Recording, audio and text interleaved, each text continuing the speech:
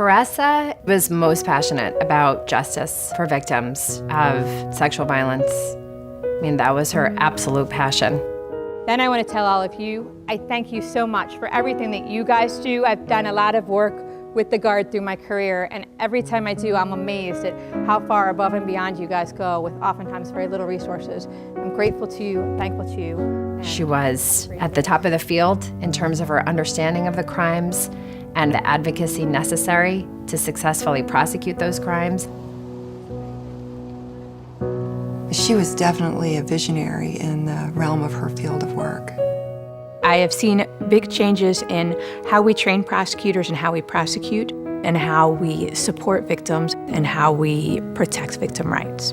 Teresa was the chief architect of many of the trainings that were implemented around domestic violence and sexual violence that are still being used now.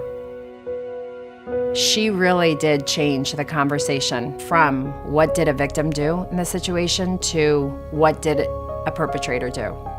We created the very first national level non-stranger sexual assault trial advocacy class.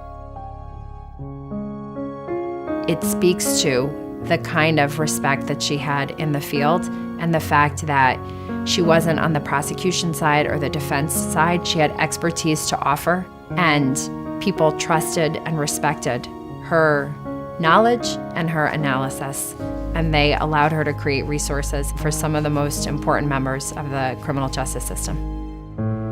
In the 10 years that I have been working for the military, I have seen great strides made in protecting victim rights. Hey, Bobby, thank you. Most of Teresa's greatest accomplishments at the Navy and in the Department of Defense were in working on policy that allowed victims to have specialized attorneys that represented their rights.